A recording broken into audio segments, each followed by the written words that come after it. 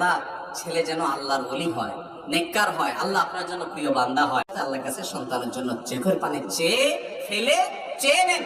আপনি যদি তিনটা কাজ করেন ইনশাআল্লাহ, ফিতনার এই ভয়াবহতায়, ফিতনার এই আগুন যেখানে চতুর্দিকে জ্বলছে, মোড়ে মোড়ে শয়তান বিভিন্ন ফাঁদ এঁটে বসে আছে, এখান থেকে আপনার সন্তানকে আল্লাহ হেফাজতে করবেন ইনশাআল্লাহ। এবার আসা যাক এই সন্তানকে নেককার করার জন্য, আল্লাহর খাঁটি বান্দা হিসেবে গড়ে তোলার জন্য, ভালো মানুষ হিসেবে গড়ে তোলার জন্য আমরা আমাদের যে কর্তব্য আছে, আমাদের যে দায়িত্ব আছে, সেগুলো তো পালন করবই। কিন্তু এই দায়িত্বগুলো পালন করার পাশাপাশি তারা যেন ভালো মানুষ হয়, তাদের সামনে দৃষ্টান্ত স্থাপন করা। দৃষ্টান্ত স্থাপন করা মানে সন্তানদের সামনে নিজেরা ভালো মানুষ হয়ে তাদেরকে আদর্শ দেখানো। একটা কথা আমরা সবাই জানার কথা, সেটা হলো ছোট শিশুরা শুনে শুনে পড়ে পড়ে যা শিখে তার চাইতে বেশি শিখে দেখে দেখে। আপনি যদি বলেন যে বাবা মিথ্যা বলতে হয় না, মহাপাপ, এটা সে শুনলো, কিন্তু সে জানে তার বাপে কেউ ডাকছে অমুক বাসায় আছেন নাকি, বা কলিং বেল টিপতে বলছে বাবা বাসায় আছেন নাকি, তো বাচ্চাকে বলে দিছে যে বল আপা নাই। তো এই সন্তান তখন দেখে যে না, মিথ্যা বলা যায়। অনেক বাপ মা আছেন, ওনারা চান যে ওনাদের সন্তানগুলা নেককার হয়ে যাক, ফেরেশতা হয়ে যাক। আমাদের কাছে আয়েশা বলে, হুজুর দোয়া শিখিয়ে দেন, যে দোয়া পড়লে ছেলেটা একেবারে সোজা হাসান বসরি হয়ে যাবে। আর উনি নিজে যত রকমের দুই নম্বরই আছে, যত রকমের হারাম কাজ আছে, যত রকমের গুনাহের কাজ আছে, এগুলো সব করবে। হুজুর শুধু দোয়া শিখিয়ে দিবে, দোয়া পড়লে অটোমেটিক ছেলে নেককার হয়ে যাবে। এরকম কোন দোয়া আছে দুনিয়াতে?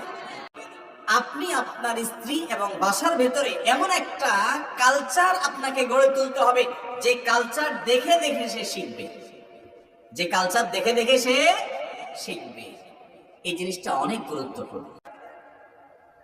আবার অনেক বাপ মা আছে চেষ্টা করে যে না, সন্তান যাতে নষ্ট না হয়, এই জন্য তার হাতে এগুলো দেওয়া যাবে না, মোবাইল দেওয়া যাবে না, চেষ্টা করে, কিন্তু সন্তানের সাথে পারে না, কেড়ে নেয়, পোলাপান কান্নাকাটি করে, কোনোভাবে নিয়ন্ত্রণ করতে পারে না। এটার মূল কারণ হলো ওই বাবা মা নিজেই তো মোবাইল টিপে আসক্ত, ঠিক না ঠিক? যে বাপ মা নিজে মোবাইল টিপে আসক্ত, তার সন্তানকে সে শুধু নসিহত করে, কড়াকড়ি করে, শাসন করে কোনো দিন মোবাইল থেকে সরাতে পারবে? আগে বাচ্চারা দৌড়াদৌড়ি করত, বাহিরে খেলাধুলা করত, শারীরিকভাবে তারা শক্ত হয়ে বড় হতো। আর এখন ছোটবেলা থেকে মোবাইল একটা, ট্যাব একটা নিয়ে ফুটবলের মতো গোল হইয়া বসে, তো এরকম ফুটবলের মতো মোটা হইতে থাকে আস্তে আস্তে, ঠিক না ঠিক? রোগী হয়ে বড় হয়। আর নেটের জগতে ঢোকার পর হারাম জিনিসপত্র ছোটবেলা থেকে দেখতে দেখতে তার ভিতরে ঈমান এবং তাকওয়ার ছিটা ফোঁটা পর্যন্ত থাকে না, ধুয়ে মুছে সব সাফ হয়ে যায়, ঠিক না ঠিক? আপনি নিজে মোবাইল ব্যবহারের ক্ষেত্রে আপনাকে নিয়ন্ত্রণ করা শিখতে হবে। প্রয়োজনে কল ধরবেন, কল করবেন, একান্ত জরুরি কাজ থাকলে করবেন। অযথা ইউটিউব, ফেসবুকের ভিতরে বুঁদ হয়ে পড়ে থেকে এটার এডিকশনে, আসক্তিতে আপনি স্ক্রল করতে থাকবেন, আর বাচ্চারা বলবেন আব্বু মোবাইল দেখতে হয় না, এটা কোনোদিনই হবে। যেসব বাপ মা 5 ওয়াক্ত নামাজ পড়ে, তাদের বাসার 2 বছর, 2.5 বছরের, 1.5 বছরের বাচ্চাকে দেখবেন যে সেও নামাজ পড়ার চেষ্টা করে, ঠিক না ঠিক?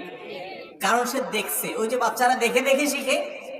এজন্য আপনি যদি চান আপনার ছেলে মেয়ে নেককার হোক, অন্তত ছেলে মেয়েদের দিকে তাকায় নিজে ভালো হয়ে যান, নেককার হয়ে যান, বাসায় ভালো কাজের চর্চা করেন। স্বামী স্ত্রী যদি ঝগড়া করেন, সন্তান কিন্তু ঝগড়া শিখবে। স্বামী স্ত্রী যদি ভাঙচুর করেন, সে কিন্তু ভাঙচুর শিখবে। আপনারা যদি মারামারি করেন, সে কিন্তু মারামারি শিখবে। আপনারা যদি গালিগালাজ করেন, ব্যবহার খারাপ করেন, সে কিন্তু সেটা শিখবে। আপনারা যদি খারাপ কিছু করেন, সে ভালো কিছু শিখতে পারে। সন্তানের দিকে তাকায়া আমাদেরকে ফেরেশতা হয়ে চলতে হবে। যদি চান আপনার সন্তানটা গোটা দেশের মধ্যে, এলাকার মধ্যে ফেরেশতা হোক, তাহলে আমাদেরকে সেটা করতে হবে, দৃষ্টান্ত দিতে হবে। আপনি যদি আপনার বাবার জুতাটা সোজা করেন, আপনার সন্তান বড় হওয়ার পর আপনার জুতার উপরে তার জুতা দিয়ে পাড়া দেওয়ার সময় তার বিবেকে বাঁধবে যে আমার বাপকে দেখছি দাদার জুতা সোজা করতে। কথা কি বুঝাতে পারছি? আপনি যদি আপনার মার সামনে জোরে কথা বলার পরে আবার পাও ধরে মাপ চাওয়ার মতো মন থাকে, আপনার হিম্মত থাকে, তো আপনার সন্তান দেখবে যে না, বাবা মার সাথে জোরে আওয়াজ করা বেয়াদবি সে শিখবে, ঠিক না ঠিক?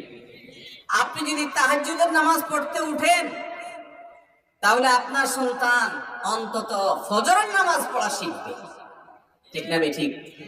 আপনি যদি ভোর রাতে উঠে আল্লাহর কাছে কাঁদেন, একটু চোখের পানি ফেলান, একটু জায়নামাজে দাঁড়িয়ে যান, সন্তান একদিন হয়তো হঠাৎ ঘুম ভেঙে যাবে, দেখবে যে আমার বাপ কাঁদছে, আমার মা কাঁদছে। কেন কাঁদছে?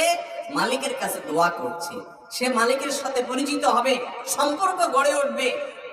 আর আপনি যদি নিজে ফাসেক থাকেন আর বলেন হুজুর মাদ্রাসায় দিয়ে গেলাম, ছেলেটাকে হাফেজ আলেম বানায় দেন, নেককার বানায় দেন, আপনি মনে রাখেন কিয়ামত হয়ে যাবে। এটার সম্ভাবনা খুবই ক্ষীণ যে আপনি সন্তানকে ভালো করার জন্য বাসায় কোনো পরিবেশ দিবেন না, সন্তান ভালো হয়ে যাবে। এক দুইটা চারটা ব্যতিক্রম ঘটনা ঘটতে পারে, নরমালি এরকম হয় না।